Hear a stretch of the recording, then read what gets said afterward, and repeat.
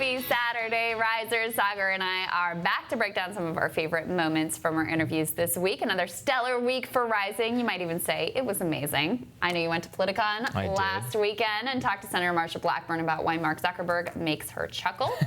You also talked to our old friend of the show, Buck Sexton, and YouTuber Michael Brooks stopped by to talk about populist uprisings around the globe. You guys might want to check out all of those interviews.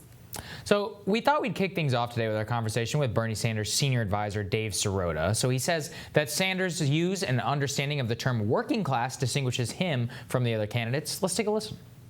Bernie Sanders is talking a lot about building a multiracial working class movement. And I want to underscore working class. Yeah. I saw a tweet out there. The basic gist of it was that Bernie is the candidate who uses that phrase, working class. Right. And I think that is not just a slogan for him, it's not just a brand, it's when you see those crowds at events, when you see the polls that break apart who's supporting which candidate on the basis of on the demographics, income levels, you see it really is a working class movement.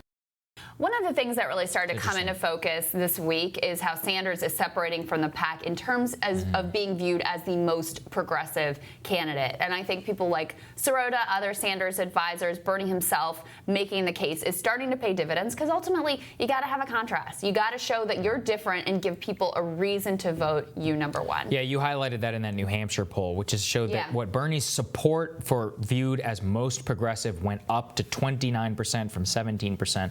I forget the time scale on that, but regardless, that is the exact kind of differentiation that he needs to show in the field if he wants to separate from Elizabeth Warren, because he's got to start giving people a reason to actually vote for him. He hasn't really done that as much in the early days of the campaign, and only now starting to slightly turn the dial. But that's not gonna cut it. Yeah, it's just not. They got to keep going in that direction. I thought the other thing that David said that I thought was really interesting is he pointed to this interview that Bernie gave this week, very interesting interview with CNBC's John Harwood, where he talked about, listen, to get Joe Manchin on board, to get John Tester on board, I'm going to show up in their state. People vote for Medicare for all. They want Medicare for all. Working class is behind it. My working class coalition is going to show up at their door and demand that they back this. And that really encapsulates better than anything I think I've heard him say, his theory of how he would get these big changes actually through. Yeah, I know that. I mean, that at least answers the question of how you would work within your own party. Still have some questions about I know you do. Well, and also, by the way, since that aired, Manchin has gone on Fox News to say he would not support Bernie Sanders if he is the Democratic nominee. So no love lost there. We also talked to Omeed Malik. He explained why presidential candidate Tulsi Gabbard appeals to many voters and is threatening to the establishment. Trump is not the cause of the strife that we have in this country. He may be a symptom of it. It was his election was a reaction to all of the failed policies that have adversely affected that segment of society, whether it was their children fighting the wars, being addicted to the opioids, losing their manufacturing jobs. These were all policies that were implemented by the establishment of both parties and doubled down on. So the idea that they would be afraid of having a third way or a challenger to talk about some of these new ideas and reevaluate the gospel of free trade and globalization and open borders, that means that they're scared. And that's when you start seeing the slandering occurring of people who think outside of the box. Well, and part of what was interesting about that interview, just to set this up a little bit more, is there was a news article last week about how Tulsi was doing a Wall Street fundraiser. Well, he was the guy who hosted that event and had hosted a previous event for Tulsi. Now, he disputes the sort of characterization of it as a Wall Street fundraiser, but it was a New York event, meet and greet. Rich New Yorker meet and greet. Yeah, I mean, you know what that means, bottom line. But he was very interesting to hear what his thoughts were. I never hear people from Wall Street talk that way. So you know what? If some Wall Street fundraisers are like that, fine by me. It's like. I mean, he really his politics in a lot of ways lined up with yours. Actually. Yeah, he absolutely did. It was interesting to talk with him a little bit, and I thought look, credit to them. I mean, there was questions about the Wall Street fundraiser, so the Wall Street guy himself came down and was like, look, I'll talk to you. Sure. Yeah. Let me tell you exactly what happened.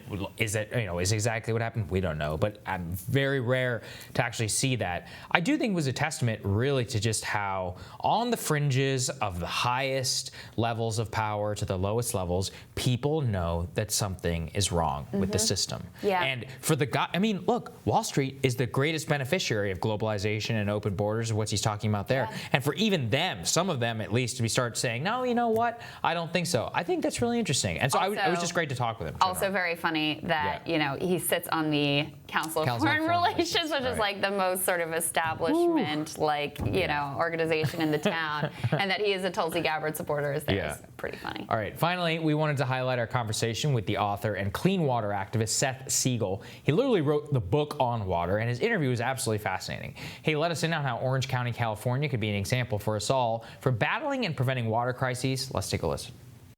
There are existing technologies and the reason at affordable prices. And the reason why I say it's an optimistic book is because I close my book with a discussion of Orange County, California, which some years ago made a decision that they weren't going to wait for the EPA. They made a decision they were going to have the cleanest water that science would allow them to have. And so they built out a system that costs only about 60 some odd cents per person per week, 30 some odd dollars a year. And the water is as pure can be. That's water that we all can enjoy. It can purify all that stuff out of the water. Industry can continue doing what they're going to do. The pharmaceutical industry can do what they need to do. All of us can live our lives and live healthier, happier lives. What do you think of this? His whole interview was just very interesting. I mean, A, about our water infrastructure, and B, about how it was just really a story of how we're stuck almost 100 years ago with the system as it's currently designed. And it's one of those things where it's not an inevitablest thing. It's like, oh, this is just the price we pay for living in a society like this. He's like, no, we can actually, there's very much a way to do this. Well, his point, which is something that I've thought a lot about, is that the systems that are in place from 100 years ago, which are failing in many places, especially in poorer communities, that don't have the money to rebuild the infrastructure, that they are only designed to remove organic material. Yeah. So like, chicken scraps down the drain and like things that come out of our bodies, that's what they're designed to remove. They're not designed to remove like the pharmaceuticals that so many Americans are taking, the fertilizers, the Roundup, all that stuff. And we really have no idea what that's doing to our bodies, to our kids, et cetera. The part that I'm not sure about is, he uses the example of Orange County, California. Well, that's a very wealthy place, right? They can afford to rebuild their system. And part of the problem is, you have communities, West Virginia has terrible water quality, Eastern Kentucky. These communities that, were built on coal mining was the industry. First of all, they're leaching a lot out of those mines. Second of all, the infrastructure is old, it's broken, they don't have the money to repair it. I don't know that the answer for them, to me, isn't private industry. No one's going to make money off of these water systems. It's not a profitable business to be in. And the moment that you say you only get to have clean water if it's like a profitable exercise, that's an issue for me. Yeah, but I thought it was interesting what he was talking about, how there actually is a potential private market failsafe, which is that reducing or increasing, actually, one of the few cases in which increasing concentration of utilities in a public-private partnership could solve the problem. But regardless, it's good to highlight awareness of this issue. Highlighting the issue, absolutely. I'm not sure that I agree with the solution, but the issue is one that we need to be talking a lot more about. All right, that does it for us this morning. Be sure to check back here later today for our recurring segment with Katie Halper from Rolling Stone's Useful Idiots podcast, where we break down the week that was in media fails. And come back tomorrow for another round of Rising Qs. We're going to see you then.